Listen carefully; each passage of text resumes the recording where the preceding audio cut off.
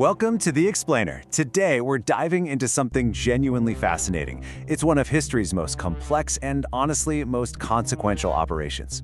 We're going to look at this crazy moment in time when the ashes of a global war literally gave birth to a race for the stars. We'll see exactly how the building blocks of modern space exploration were actually laid down. Okay, let's dive right into this. I want you to consider a pretty profound ethical paradox. It's a question that, frankly, sounds like it belongs in a sci-fi novel, but it is entirely rooted in reality. Would you excuse a war criminal if they possess the singular scientific genius required to put a human on the moon? Keep this heavy question in mind as our anchor today, because everything we're about to cover circles right back to it. Here's our roadmap for The Explainer today. 1. The secret Cold War race. 2. Operation Paperclip explained. 3. Architects of the space age. 4. The dark Nazi past. And 5. The ultimate ethical dilemma. All right, Section 1, the secret Cold War race. So right in the immediate aftermath of World War II, this new quiet competition began. The Allies had advanced into Germany, and amid all that rubble, they discovered just this incredible wealth of scientific talent and advanced research. They realized pretty quickly that the true spoils of war weren't just territory anymore, they were intellect. And this brilliantly illustrates what happened next. The US launched Operation Paperclip, recruiting over 1,600 German scientists and engineers. And well, in direct response, the Soviet Union launched Operation Vyakahim, relocating over 2,200 specialists of their own. Both superpowers were just scrambling to capture this German scientific expertise, specifically in rocketry and aerodynamics, to make sure the other side didn't gain a deadly edge in the newly emerging Cold War. To really understand the value of all this captured intellect, just consider this absolutely staggering number: $10 billion. That's the estimated value in patents and industrial processes that the United States acquired through this operation. I mean, we aren't just talking about a handful of smart guys here. This was the wholesale transfer of a massive technological infrastructure, taking it from a defeated Germany directly into the American military and scientific complex. Moving on to Section 2, Operation Paperclip explained. By definition, Operation Paperclip was a covert intelligence program that spanned from 1945 to 1959. It was overseen by a group called the Joint Intelligence Objectives Agency. And, the name itself actually has a very literal origin. Ordnance Corps officers would sit there and review these thick dossiers of captured German rocket experts. When they found a scientist they desperately wanted to employ in the US, they'd simply attach a physical paperclip to their folder. Yep, that simple piece of office stationery became the namesake for a program that literally changed the world. And that simple selection process ultimately brought 1,600 scientists, engineers, and technicians right out of Germany and into the US. But these individuals didn't just sit quietly at desks. No, they fundamentally shifted the technological landscape of the US military and eventually a brand new agency you might have heard of called NASA. Which brings us to Section 3, Architects of the Space Age. When we look at their aeronautic and spaceflight achievements, it honestly reads like a highlight reel of the entire 20th century. I mean, these scientists developed the Redstone and Jupiter military missiles. They were absolutely instrumental in launching Explorer 1, America's first satellite, not to mention those early primate flights. They went on to direct both the Kennedy and Marshall Space Centers, but their absolute crowning achievement was creating the colossal Saturn V rocket. That's the very machine that ultimately won the space race and successfully put humans on the moon with Apollo 11. They directly engineered the tools that defined an era. So the crucial point is that this massive effort was spearheaded by specific individuals who served as the literal architects of the American space age. We have Wernher von Braun, who became the first director of the Marshall Space Flight Center. We've got Arthur Rudolph, the project director for the Saturn V program, essentially managing the exact rocket that took us to the moon. And we have Kurt Debus, the first director of the Kennedy Space Center down in Florida, overseeing the launch facilities.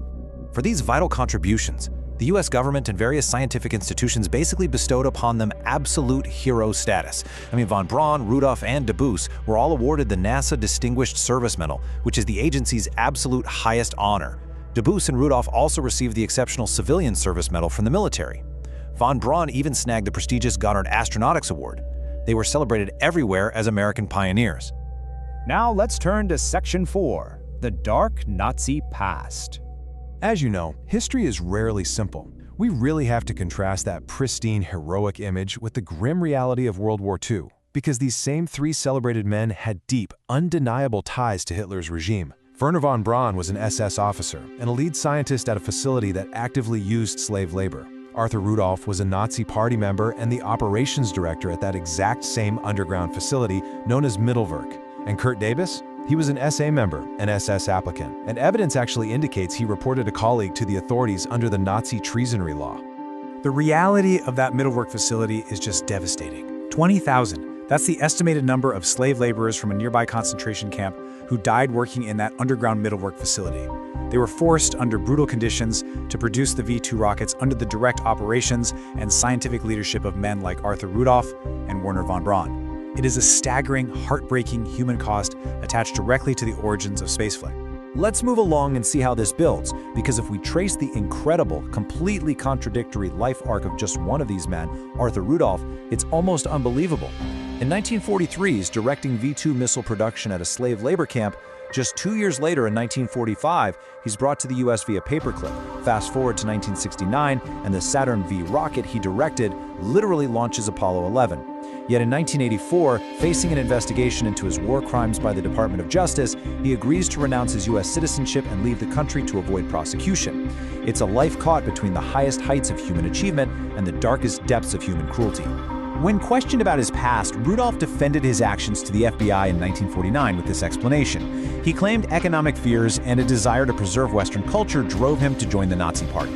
And the thing is, US intelligence often just accepted or contextualized statements exactly like this, largely whitewashing the scientist's past simply because their technical expertise was considered way too valuable to lose.